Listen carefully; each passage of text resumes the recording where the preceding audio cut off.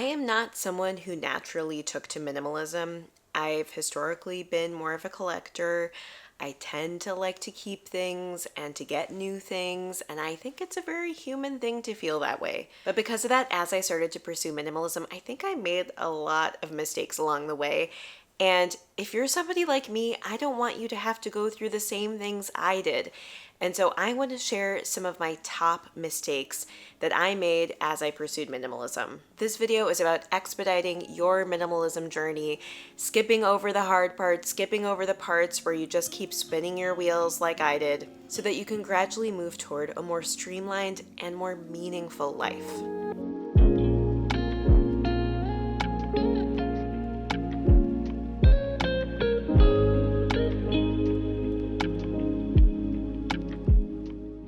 The first mistake I made was mentally categorizing myself as a collector and that I could never really be a minimalist. Now, I know I just described myself as a collector, but what I mean is I mentally didn't fully believe that I could actually pursue minimalism. Like, I thought on some level I was just incapable of it. I had a long history of messy bedrooms, of clothes on the floor, of stuff everywhere, and I had this limiting belief that even if I decluttered, I could never actually be a minimalist. Now, I feel like minimalist is a charged word and that different people probably interpret it in different ways. Am I the most extreme minimalist? Absolutely not.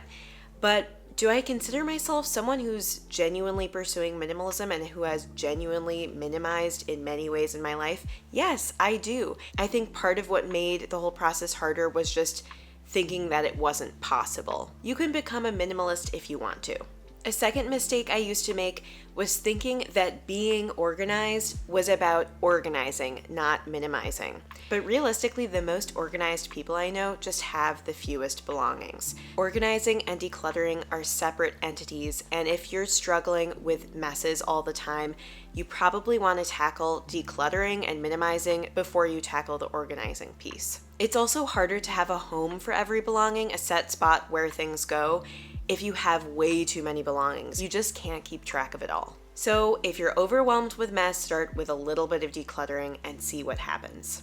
A third mistake I made was feeling like decluttering was wasteful. Sometimes eliminating things from your home ends up being kind of wasteful in that you're sometimes eliminating things that are brand new or in really good condition. But I think that focusing on this thought was a mistake because ultimately what ended up being more wasteful was the lifestyle I had. I was accumulating more, I was buying more stuff all the time, I wasn't actually using the belongings that were there, and just because the objects were sitting in my home didn't mean that they were getting used. Eliminating an object that you don't use from your space is no more wasteful than not using an object that is in your space.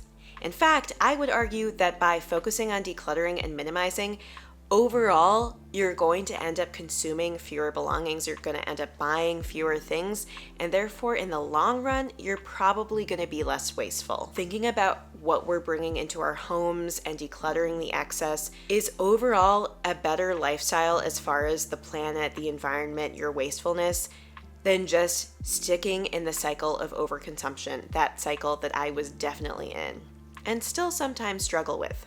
A fourth mistake I made was just focusing on the stuff side of things. And I think when I first started, I just got excited about the idea of decluttering and having a prettier space, but I didn't think about the actual effects of it and how it could improve the quality of my life, how it might enhance my mood if my space is more streamlined, how it might save me time because I don't spend all my time looking for belongings because everything is in chaos. I didn't realize how having fewer belongings would also help me appreciate them more. In general, put more energy into life experiences and relationships and the bigger things that I care about.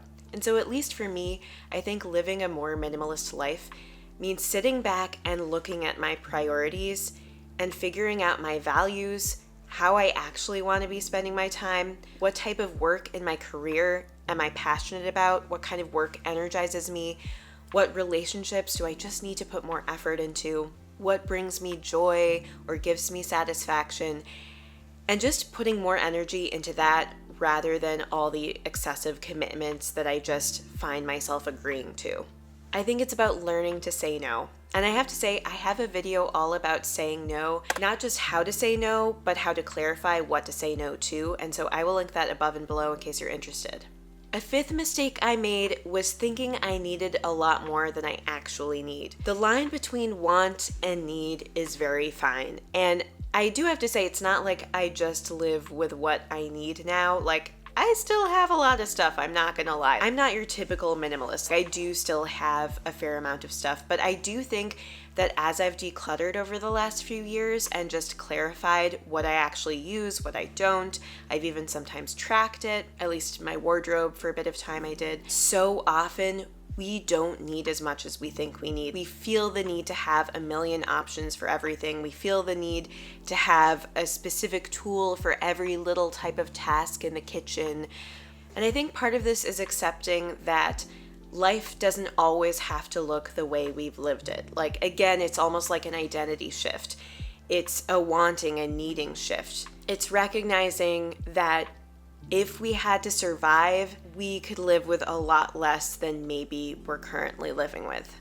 In contrast to that last one, another mistake I made was thinking that minimalism meant needing to have the least amount possible. For example, when I majorly decluttered my closet, at first, I felt so free and refreshed, and I felt like so much more satisfied with my clothing. But then eventually I craved something new in my closet. I enjoy kind of switching up my outfits, and it's part of my self-expression, and so I ended up purchasing a lot more clothes. I think there's a balance. Like, sometimes if you go way too far with minimalism and you're used to having a lot more, you might end up repurchasing things. So I think there's like a balance, a dance, and you need to figure out what balance works for you. I don't think it's about having the least possible. It's not about this competition to see who can live with the least. It's about finding a balance where you're not spending so much energy taking care of and organizing your belongings so that you can have more space for what's important to you. And that's going to look different for different people. And that's why I can confidently call myself a minimalist, even though, quite honestly, I do still have a fair amount of stuff in my home. A seventh mistake I made was thinking that decluttering was a one and done thing, especially because that's how I interpreted Marie Kondo's writing, was that once you do one massive declutter of your home, you will be free forever from belongings, from the oppression of stuff. But realistically, we're still constantly bombarded with advertisements. We're still given belongings as presents. We still may have tweaks to our minimizing journey that we didn't realize we needed to make. And for me, it is more of an overall mindset and lifestyle and continued journey and continued decluttering process as opposed to a one and done thing. And that might feel dispiriting, like, oh gosh, if it's never going to end, why even try?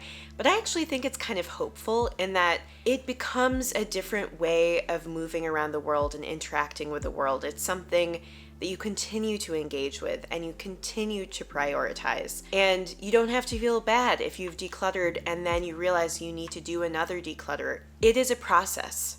And sometimes for me, that just looks like doing little spurts of decluttering throughout my week when I have a few 10 minutes here, 10 minutes there. It doesn't have to be this super formalized thing. Hey, going through my junk drawer for 15 minutes, or just going through Ginger's toys for 5 minutes and getting rid of a few that are just worn out. An eighth mistake I made, and this is a big one, is thinking that minimalism was about saying no when it's really about saying yes.